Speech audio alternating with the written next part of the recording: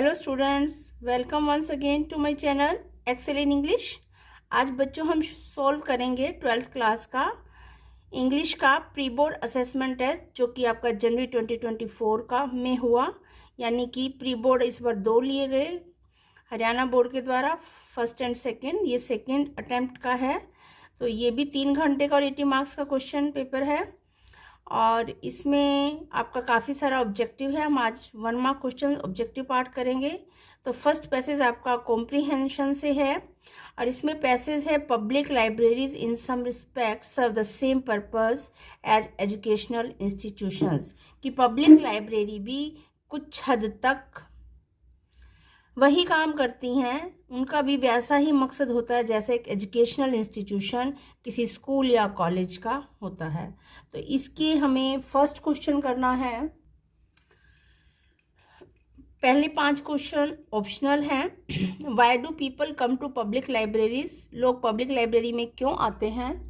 And options हैं to gain knowledge, for collecting material for reference work, to spend spare time, D both A and B. तो इसका right option है D, लोग knowledge लेने के लिए भी आते हैं और रेफरेंस के लिए मटेरियल कलेक्ट करने के लिए भी आते हैं। Second, what type of books are found in library other than general ones, general किताबों के अलावा किस तरह की किताबें लाइब्रेरी में मिल सकती हैं। रेयर वंस, दुर्लभ, एक्सपेंसिव वंस, कीमती, टोन वंस, फटी हुई, D both A and B. तो लाइब्रेरी में दुर्लभ किताबें भी मिलती हैं, कीमती भी और साथ में जनरल भी। Why don't individuals visit public libraries, लोग पब्लिक लाइब्रेरी में क्यों जाते हैं। Because they don't want any company, क्योंकि उन्हें कंपनी नहीं चाहिए। Because there is peace and silence, वहाँ शांति होती है इसीलिए जाते हैं। बोथ एंड बी या D, because they cannot afford to buy all the books. तो राइट ऑप्शन डी है, क्योंकि सभी लोग हर तरह की किताबें खरीद नहीं पाते, जो बुक वो खरीद नहीं पाते उसको जाके लाइब्रेरी में पढ़ने की कोशिश करते हैं। Next question, what has one to do to visit an exclusive library, एक एक्सक्लूसिव लाइब्रेरी में जाने के लिए किसी को क्या करना पड़ता है। नथिंग, कुछ नहीं। Has to get membership by paying money, पैसा देकर मेंबरशिप लेनी पड़ती है। By making friends with the librarians, librarians के साथ दोस्ती करनी पड़ती है। बाय एक्सचेंजिंग बुक्स, बुक्स एक्सचेंज करनी पड़ती है, अपनी दे के उनकी ले लो। नहीं, राइट आंसर है B, has to get membership by paying money. Next question, why should one preserve the books of public library, public library की बुक्स को हमें प्रिजर्व करके मतलब संभाल के क्यों रखना चाहिए। फॉर देयर सिबलिंग्स, बच्चों के लिए। फॉर देयर फ्रेंड्स, दोस्तों के लिए। फॉर प्रोस्पेरिटी, समृद्धि के लिए, मीन्स जनरेशन टू जनरेशन वो बुक्स काम आती रहें। बोथ एंड बी, तो राइट ऑप्शन है सी, फॉर प्रोस्पेरिटी। रेस्ट 5 क्वेश्चंस आपके सब्जेक्टिव हैं, मीन्स आपको खुद से आंसर ढूंढ कर लिखने हैं, ऑप्शन नहीं दिए इनके। What is the meaning of word prosperity, prosperity शब्द का अर्थ क्या है। The state of being successful specially with money, मतलब किसी चीज़ में सक्सेसफुल होना, खास तौर से पैसे में समृद्ध होना, उसको प्रोस्पेरिटी कहते हैं। 7th question, how is a common man benefited by public library, public library का एक आम आदमी कैसे फ़ायदा उठाता है। और इसका आंसर है A library is normally well stocked with all type of books. Library में हर तरह की किताबें होती हैं, including the rare ones and also the expensive ones. Thus, everyone has access to these books which otherwise would not be available or probably be beyond the reach of the common man cost-wise. तो उसमें दुर्लभ किताबें भी होती हैं, कीमती किताबें भी होती हैं, हर कोई उनको खरीद नहीं सकता, अवेलेबल नहीं कर सकता। तो आम आदमी की जो पहुंच से बाहर होती हैं वो किताबें भी लाइब्रेरी में मिल जाती हैं, यही फ़ायदा एक आम आदमी को मिलता है। 8th question, what can one do if a new book released is not available in the library, अगर लाइब्रेरी में कोई न्यू बुक रिलीज हुई है, अवेलेबल नहीं है लाइब्रेरी में, तो क्या किया जा सकता है। आंसर है, if a new book has been release and it is not in the library, अगर लाइब्रेरी में कोई नई बुक अवेलेबल नहीं है, you can apprise a librarian about it, तो आप इसको लाइब्रेरियन को इसके बारे में बतला सकते हैं। And he will soon make it available to you for reference, और वो आपको जल्दी ही अवेलेबल करवा कर दे सकता है या सकता। Next question, make another sentence using the word apprise, apprise शब्द से एक सेंटेंस बनाइए। तो हम कुछ भी सेंटेंस बना सकते हैं, मैंने बनाया है, it would be better to apprise the teacher about the matter, मामले के बारे में टीचर को बताना सही रहेगा, अच्छा रहेगा। Next question, what is the responsibility of a good citizen? एक अच्छे नागरिक की क्या जिम्मेदारी होती है? और इसका आंसर है, as a good citizen it will be each one's responsibility to see that books are handled with care to preserve them from for prosperity. एक अच्छा नागरिक होने के नाते हमारी जिम्मेदारी बनती है कि हम बुक्स को अच्छे से हैंडल करें, केयर के साथ, ताकि वो आने वाली जनरेशन के लिए यूज हो सके। नेक्स्ट आपका सेकंड स्टेंजा है, rights and duties are two sides of the same coin. ये भी कॉम्प्रीहेंशन का पैसेज है। इसके भी आपको दोनों में से कोई एक करना है, चाहे तो आप ये लाइब्रेरी वाला पैराग्राफ करें, चाहे आप राइट्स एंड ड्यूटीज वाला। तो इसके भी वैसे ही क्वेश्चन हैं। पहले 5 क्वेश्चंस ऑप्शन वाले हैं। What are the two sides of the same coin mention in the passage? Passage में बताई गई एक सिक्के की 2 साइड्स कौन कौन सी हैं? Slavery and lawlessness, freedom and rights, rights and duties, all of the above. Passage में राइट्स एंड ड्यूटीज की बात की गई है, तो C is the right answer. Next question, what place to rights and duties have in a civilised society? एक सभ्य समाज में राइट्स और ड्यूटीज की क्या अहमियत है, क्या जगह है? राइट्स कम बिफोर ड्यूटीज, अधिकार पहले कर्तव्य बाद में, यानी कि कर्तव्य से पहले अधिकार आते हैं। Rights and duties go side by side, अधिकार और कर्तव्य साथ साथ चलते हैं। ड्यूटीज कम बिफोर राइट्स, कर्तव्य अधिकार से पहले आते हैं। Rights and duties have no place, अधिकार और कर्तव्यों का कोई स्थान नहीं होता। तो B is the right answer, rights and duties को side by side. Next, rights and duties are dash, contradictory things, complementary things, complementary things, none of this, C is the right answer. Next, synonym of restrict given the passage. Passage में restrict शब्द का क्या synonym, क्या meaning वाला शब्द दिया गया है? Complementary, infringe, disagree, trespass. तो राइट आंसर है इन्फ्रिंज। रिस्ट्रिक्ट का मतलब रोक देना किसी चीज को, तो हमें सेम मीनिंग वाला इन्फ्रिंज शब्द उठा के लिखना है। Why is there great unrest in present day life? आज के जीवन में बहुत ज़्यादा अनरेस्ट, बेचैनी क्यों है? Because nobody seems to bother much about the duties, क्योंकि कोई कर्तव्यों के बारे में पर बोदर नहीं करता। Because rights and duties go side by side, because duties come before rights, because there are neither rights nor duties. तो is the right option, because nobody seems to bother much about duties, क्योंकि कर्तव्यों के बारे में कोई नहीं सोचता। Next question, synonym, antonym लिखना है आपको। Give the antonym of obedience that is given the passage. Passage में ओबीडियंस का एंटोनिम, एंटोनिम मीन्स विपरीतार्थक शब्द, and here it is disagreement. Next question, what does nobody seem to bother?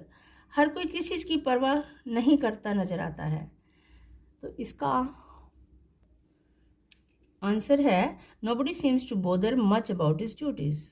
कोई भी अपने कर्तव्यों की चिंता करता नजर नहीं आता है। Next question, complete the following sentence, rights and duties are dash. तो पैसे से उठा के लिखना हमें कॉम्प्लीमेंट्री थिंग्स, स्पेलिंग ध्यान से लिखना। What does not come first? क्या पहले नहीं आता? Rights do not come first but duties come first. अधिकार पहले नहीं आते, पहले कर्तव्य। Give a suitable title to the passage. Passage को एक टाइटल दीजिए, राइट्स एंड ड्यूटीज, कर्तव्य और अधिकार। नेक्स्ट पैसेज आपका नोट मेकिंग से है। Next question, grammar part. A part, fill in the blanks with correct form the verb. He dash it last month, उसने इसको लास्ट मंथ खरीदा।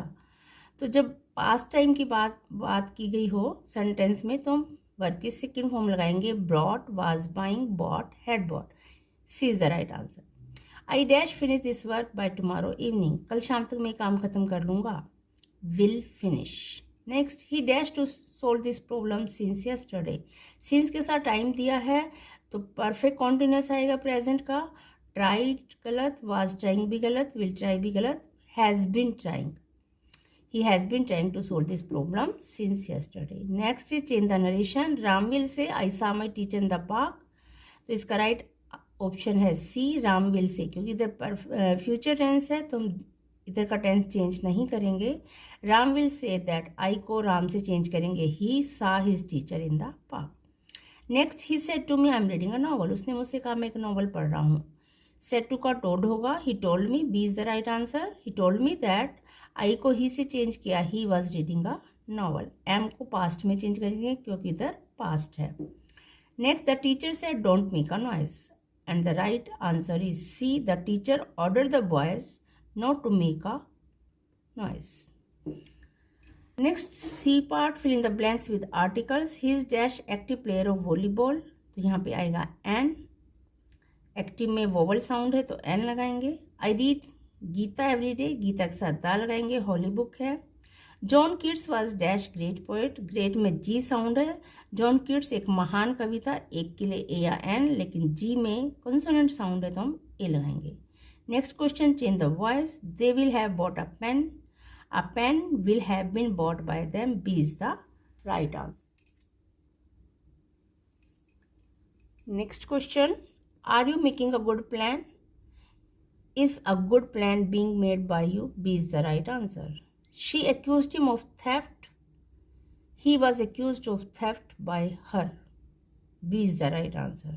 Next, modals, there dash be a famous shop here, यहाँ एक famous shop हुआ करती थी, करती थी के लिए हम लगाएंगे use to. Next, dash we leave now please, permission लेने के लिए इनमें से सिर्फ मे है तो may we leave now please. Next, we walk fast lest we dash miss the bus, हम तेज चले वरना हम बस मिस कर देते, लेस्ट के साथ आप शुड लगाएंगे। क्वेश्चन आपका कॉम्प्रीहेंशन है आपकी लिटरेचर बुक से, my acquaintance with the barefoot rag pickers, तो ये रैग पिकर्स वाला चैप्टर है। Name the chapter from which the lines have been taken, right answer है लो spring. Name the writer of the passage, passage का writer कौन है, Anees Jung. Which place is situated in the periphery of Delhi, Delhi की सीमा में पर कौन सा इनमें से जगह स्थित है, ढाका, बांग्लादेश, सीमापुरी, मुंबई, राइट आंसर है Seemapuri. Where did the squatters come from? Squatters ये रैग पिकर्स कहाँ से आते हैं, दिल्ली, मुंबई, ढाका, बांग्लादेश, राइट आंसर है Bangladesh. How many rag pickers live in the periphery of Seemapuri, Seemapuri की पेरिफेरी में कितने रैग पिकर कूड़ा बीनने वाले लोग रहते हैं, 10,000। नेक्स्ट पैसेज आपका, my American publisher said while she learn my book, ये name the chapter this passage have been taken from, कौन से चैप्टर से है, the interview. Name the speaker of the above lines, किसने बोली हैं ये lines, Anees Jung, Umberto Eco, Asokamitran, Ayer Barton, तो राइट आंसर है अम्बर्टो इको ने अपने इंटरव्यू में ये बात बोली। Question, according to the speaker the huge success of the novel is dash, speaker Umberto Eco के अनुसार नॉवल की इतनी बड़ी सफलता किस कारण से है, impossible, rare, both A and B, mystery, रहस्य है बोलता है वो इसकी सक्सेस को, तो a mystery, D right answer. What do you think was the content of the novel? Novel का कंटेंट कैसा था, modern age, ancient times, medieval age, post independence period, right answer है medieval age. What did the American publisher think of the speaker's novel? American publisher ने speaker के novel के बारे में क्या सोचा, She expected to sell 300 copies, she didn't expect to sell more than 3,000 copies, that it was a fabulous novel, none of the above, right answer है B, she didn't expect it to sell more than 3,000 copies। आपका read the following extract and answer the questions, ये poetry का stanza है आपका, thing of beauty जो joy forever, तो poem आप पहचान गए होंगे। Name the poem and the poet, right answer है a thing of beauty by John Keats. Whose loveliness increases day by day, किसकी सुंदरता या प्यारापन हर दिन बढ़ता है, अ थिंग ऑफ ब्यूटी, सुंदर वस्तु का। Next question, what does the word मोरो मीन, मोरो शब्द का क्या अर्थ है, द प्रीवियस डे, पिछला दिन, द नेक्स्ट डे, अगला दिन, द डे आफ्टर टुमारो, आने वाले कल से नेक्स्ट डे यानी परसों, आने वाला परसों, none of the above, right answer है द नेक्स्ट डे, अगला दिन, आने वाला समय। What does the speaker suggest about a thing of beauty, thing of beauty के बारे में स्पीकर ने क्या सुझाव दिया है, इट ब्रिंग्स टेम्परेरी जॉय, काल्पनिक टेम्परेरी खुशी मिलती है, it fades into nothingness, it is a source of everlasting joy, कभी ना खत्म होने वाली खुशी मिलती है, it is only appreciate in the moment, हमें की खुशी मिलती है, तो राइट आंसर है C, it is a source of everlasting joy. Next question, what happens when we are surrounded by beautiful things, जब हम सुंदर वस्तुओं से घिरे होते हैं तो क्या होता है, we get good health, we can sleep peacefully, we can breathe well, all of the above, तो हमें हेल्थ भी अच्छी मिलती है, नींद भी अच्छी मिलती है और चैन की सांस भी मिलती है। नेक्स्ट स्टेंजा आपका, the Polish traffic past with a mind ahead. चमकता हुआ ट्रैफिक किसी माइंड सेट के साथ आगे बढ़ जाता था। तो ये कौन सी पोएम है? A road side stand. What does polish traffic stand for? इस पोइट्री में पोलिश ट्रैफिक किसके लिए है? आंसर है for rich people of the city. शहर के वो अमीर लोग who pass by them in their car, जो रोड साइड स्टैंड के पास से अपनी गाड़ियों में निकल जाते थे। Who is the poet of the poem? किसने लिखी है poem? Robert Frost. What is being sold on road side stand? Road side stand पर क्या बेचा जा रहा है? Furniture, cosmetics, diesel and petrol, wild berries and golden squash. तो राइट ऑप्शन है D. Why was road side stand build? क्यों बनाया गया था ये road side stand? So that people can wait there, to make it a bus stop, to earn some money? None of this. Right answer है C, to earn some money, क्योंकि वो road side stand का गरीब किसान कुछ पैसा कमाना चाहता था। Next question, why do rich people who pass that way in their cars look at the landscape? वो अमीर लोग जो अपनी गाड़ियों में वहाँ से निकलते थे, वो उस लैंडस्केप को, उस धरती के टुकड़े को क्यों ऐसे देखते थे? To buy some items, to point at the wrongly marked N&S directions, to appreciate their hard work, to suit the villagers. Right answer है बी, कि वहाँ पे N और S गलत तरह से मोड़ के लिखे हुए थे, इसीलिए वो उनको पॉइंट करते थे, उनकी ओर इशारा करते हुए वहाँ से निकलते थे। तो ये बच्चों आपके 1 मार्क क्वेश्चंस हैं, बाकी आपके सब्जेक्टिव हैं। तो उम्मीद करती हूँ आपका अच्छा स्कोर आया होगा। अब भी मेरी वीडियो को लाइक और सब्सक्राइब कीजिए अगर आपको पसंद आई है, और साथ में कमेंट्स में मुझे बताइए कि आपको कितने मार्क्स आपने स्कोर किए हैं। थैंक यू बच्चों, God bless you, stay blessed.